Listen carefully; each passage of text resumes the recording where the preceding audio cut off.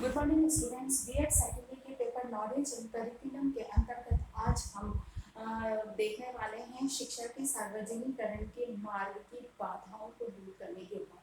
क्योंकि अब तक हमने उसके मार्ग की बाधाओं को देखा समझा। अब इनके दूर करने के क्या उपाय हैं, क्योंकि जब तक इन बाधाओं को हम दूर नहीं कर सकते, क्योंकि ये बाधाएं भी कोई इतनी बड़ी या इतनी विकट नहीं है या इतनी भयावह नहीं है कि उन बाधाओं को दूर नहीं किया जा सकता। तो कुछ सावधानियां या कुछ उपायों के साथ उन बाधाओं को दूर करके और शिक्षा के जो सार्वजनिकरण का जो लक्ष्य है उसे हम सुगमता से प्राप्त कर सकते हैं। तो आज हम इसी के बारे में अध्ययन करेंगे कि इसकी बाधाओं को दूर करने के क्या उपाय हो सकते हैं। तो सबसे पहली बात जो आती है इसमें वह है अभिभावकों को शिक्षित करना।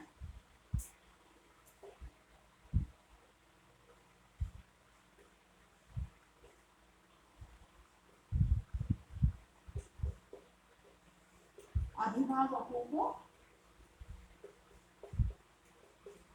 शिक्षित अभिभावकों की शिक्षित करना, ठीक है ना। सबसे पहली बात जो आती है, सभी से कहते हैं कि एक चुप्पी 100 समस्याओं का समाधान है। उसी तरह से अभिभावकों को यदि शिक्षित कर दिया जाता है तो 50% समस्याओं का समाधान स्वतः ही हो जाता है, क्योंकि वे शिक्षा के महत्व को, मूल्य को समझते हैं, समझने लगते हैं, शिक्षा की उपयोगिता को समझने लगते हैं। बालक के भविष्य को ध्यान में रखते हुए वे हर तरह की बाधाओं का सामना करते हुए बालक की शिक्षा को पूर्ण करवाने में सहयोग करते हैं। इसीलिए सबसे पहली जो बाधा जो है इसको हम दूर कर सकते हैं, वह है अभिभावकों को शिक्षित करना। अगली बात है छात्रों की क्षेत्र में पहुंच विद्यालय की स्थापना।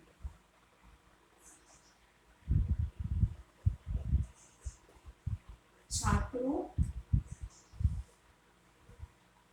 की पहुंच में विद्यालय की, यानी कि ऐसे स्थानों पर विद्यालयों की स्थापना की जाए जहां के रास्ते दुर्गम ना हो, सुगम हो, और जहां पर एक बालक अकेला भी आसानी से पहुंच सकता हो। अर्थात बालक की पहुंच के क्षेत्र में विद्यालय की स्थापना होनी चाहिए। नेक्स्ट है प्रौढ़ साक्षरता कार्यक्रम।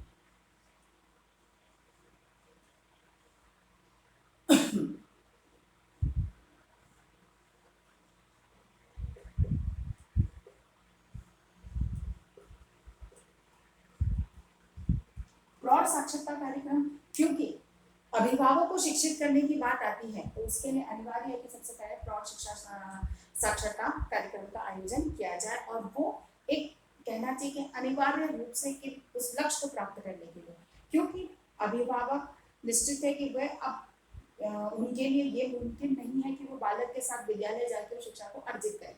वो विद्यालय जाकर शिक्षा अर्जित करेंगे या अपने घर की आर्थिक आवश्यकताओं की पूर्ति के लिए काम पर जाएंगे।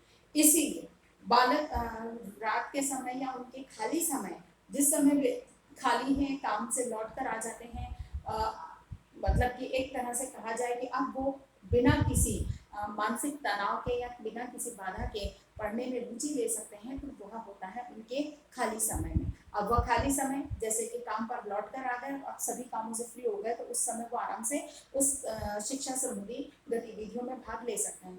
ऐसे में प्रौढ़ शिक्षा केंद्र है जो जैसे रात के समय है या दोपहर में 3-4 बजे जैसे महिलाएं हैं, तो वो दोपहर के भोजन और शाम की कहना चाहिए कि उसके बीच के समय में फ्री होती है, तो उनको तब भी शिक्षा प्रदान की जा सकती है। अर्थात प्रौढ़ शिक्षा जो केंद्र है या कार्यक्रम है उनको बड़े से लागू किया जाना चाहिए। नेक्स्ट है समय विभाग चक्र स्थानीय वातावरण के अनुसार। स्थानीय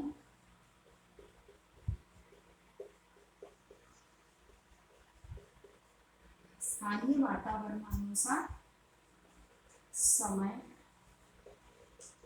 विभाग चक्र। समय विभाग चक्र का निर्माण इस तरह से किया जाए जिससे कि बालक को विद्यालय जाने में परेशानी ना हो। जैसे कि राजस्थान क्षेत्र में है। अब इस समय इतनी कड़क धूप पड़ती है, इतनी अधिक गर्मी होती है, उस समय हम 10 से 5 का टाइम रखते हैं, तो बालकों के लिए विद्यालय जाना और आने में सबसे बड़ी समस्या। दूसरा, दोपहर की इतनी कड़कती धूप के अंदर विद्यालय में बैठकर शिक्षा अर्जित करना बालक के लिए संभव नहीं है। भले ही चाहे विद्यालय भवन के अंदर शिक्षा अर्जित कर रहा है, लेकिन मतलब एक तरह से इतना गर्म माहौल वातावरण हो जाता है कि बालक के लिए वह सुगम नहीं होता। इसीलिए सुबह की पारी में विद्यालय को लगाया जाए, समय सारणी इस तरह से बनाई जाए जिससे कि वो मॉर्निंग में विद्यालय जाए और दोपहर तक जब बहुत तेज धूप होती है तब तक वो अपने घर पर चला जाए। अर्थात कि समय विभाग चक्र ऐसा जो वहां के वातावरण के अनुकूल हो, जिसमें बालक को सुगमता हो। फिर नेक्स्ट बात आती है विद्यालयों की पर्याप्त व उचित व्यवस्था।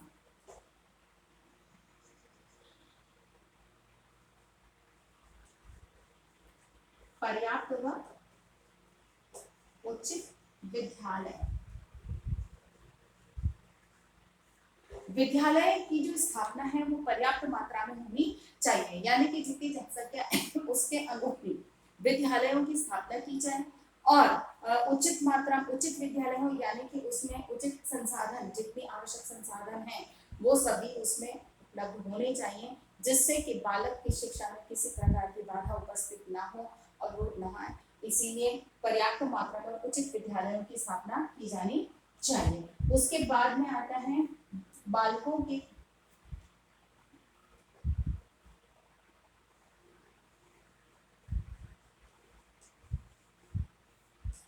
वातावरण के अनुसार पाठ्यक्रम। अब आप ये कह सकते हैं कि वातावरण के, बालकों के वातावरण के अनुसार पाठ्यक्रम का निर्माण कैसे हो सकता है।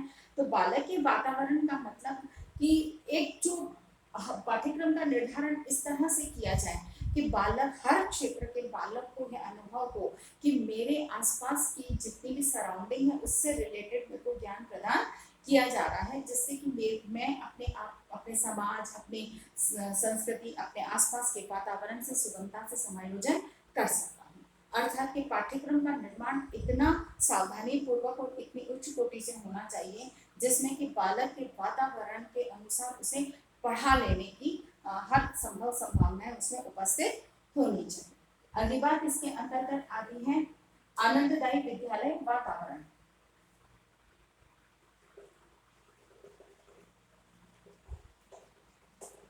विद्यालय का वातावरण आनंददायी हो।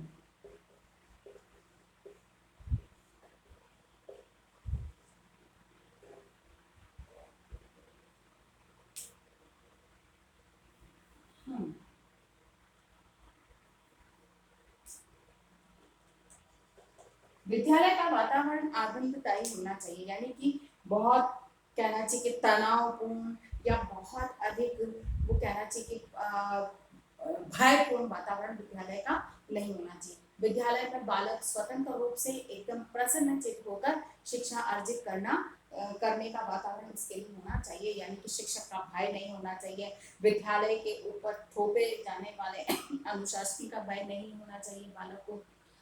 वहाँ पे सीखने की हर समस्त आवश्यकताएं, संसाधन उपलब्ध हों। बालक की सुविधा के सभी संसाधन वहाँ पर उपलब्ध होने चाहिए, जिससे कि बालक को वहाँ पर जाने में आनंद की अनुभूति हो। मनोरंजन के लिए उसके रुचि योग्यता के अनुसार मनोरंजन या पाठ्य सहगामी गतिविधियों का समुचित व्यवस्था हो, जिससे कि बालक स्वतः ही रुचि लेकर विद्यालय जाए। बहुत बोझिल रूप से पाठ्यक्रम को बालक के सामने न प्रस्तुत किया जाए, बल्कि हल्के फुल्के वातावरण से या कुछ गतिविधि के माध्यम से बालक के सामने पाठ्यक्रम प्रस्तुत किया जाए, जिससे कि या पढ़ाया जाए जिससे कि उसको पढ़ने में भी रुचि आए। ऐसे एक बहुत आनंददायी वातावरण का निर्माण करके और बालक को शिक्षा से जोड़ा जा सकता है। उसके बाद में है निष्पक्ष व्यवहार। छात्रों से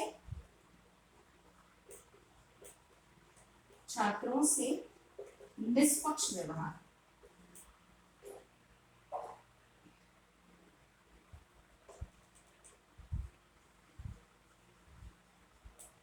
छात्रों से निष्पक्ष व्यवहार यानी कि छात्रों के साथ में किसी भी तरह का भेदभाव या कहना चाहिए कि अंतर नहीं किया जाना चाहिए। जैसे कि बहुत प्रतिभाशाली बालक है तो उसको ज्यादा अटेंशन दिया जा रहा है, बालक कमजोर है, शीघ्रता से नहीं सीख पाता है तो उसे इग्नोर किया जाए या उसे प्रताड़ित किया जाए, ऐसा दुर्भावनापूर्ण व्यवहार नहीं होना चाहिए। उच्च जाति या निम्न जाति के विद्यार्थी हैं, उच्च कुल या निम्न कुल के, मध्यम कुल के विद्यार्थी हैं तो भी जैसे बहुत कहना चाहिए उच्च कुल का विद्यार्थी है उसको अधिक अटेंशन मिल रहा है, ऐसा नहीं होना चाहिए। निष्पक्ष व्यवहार बिना भेदभाव के, जैसा बालक ने किया है उसी तरह का उसको परिणाम या उसको अटेंशन मतलब उसको उसका मूल्यांकन किया जाना चाहिए। उसके बाद में आता है विद्यालयों में पर्याप्त संसाधन उपलब्ध हों।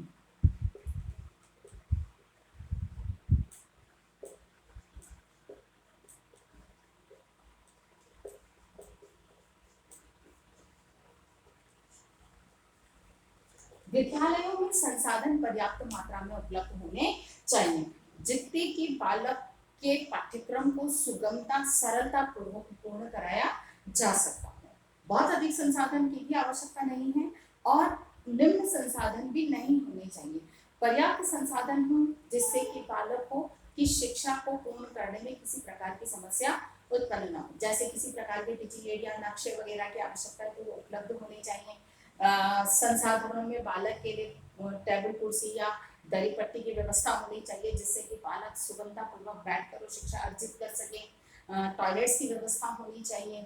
फिर और भी अन्य शिक्षा को पूर्ण करने के लिए अन्य और भी कई संसाधन होते हैं जो कि बालक विद्यालय में उपलब्ध होने चाहिए जिससे कि बालक की शिक्षा के मार्ग में किसी प्रकार की बाधा उपस्थित न। आशा करती हूँ कि मेरी आज की ये बात आप लोगों को समझ में आई होगी। हम एक और ले लेते हैं, पाठ्य सरगर्मी क्रियाओं की उचित व्यवस्था।